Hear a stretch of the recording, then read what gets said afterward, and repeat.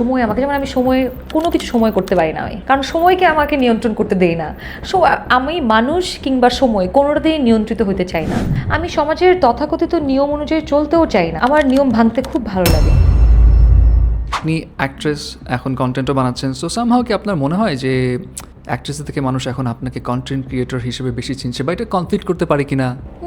না, আমি তো নিজেই বলি আমাকে মানে আমি ডাক্তারি পড়ছি, মানে আমাকে ডাক্তারিই করতে হবে এমন কোনো কথা নাই। আমি জীবনে আমি হয়তো একটা ব্যবসায় ইনভেস্ট করছি, সারা জীবন এই ব্যবসায়ী করতে হবে এমন কোনো কথা নাই।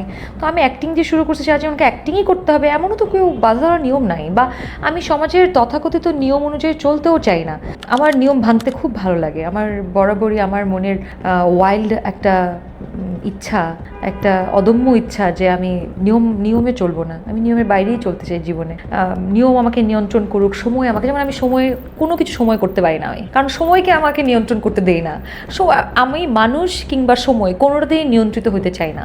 সো আমি মাঝে মাঝেই আমি খুবই টাইম বিষয়ে কেয়ারলেস।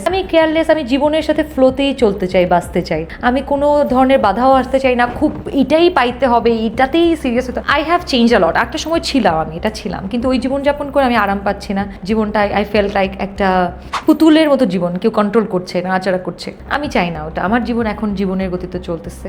অ্যান্ড আমি কন্টেন্ট ক্রিয়েটার ভাবুক কেউ আমাকে, আমাকে এন্টাইটেলমেন্টও চাই না অ্যাকচুয়ালি আমার সম্পর্কে। চমক নামেই জানো, চমক, সবাইকে চমক, এই তো দেখছে চমক যাচ্ছে, আমাকে এন্টাইটেল করা দরকার নেই। ডক্টর চমক যাচ্ছে, বা অ্যাক্টর চমক যাচ্ছে, কন্টেন্ট ক্রিয়েটার চমক যাচ্ছে, কিংবা পলিটিশিয়ান চমক যাচ্ছে, আমি জীবনে যাই হই না কেন আমাকে এন্টাইটেল আমি করতেই চাই না।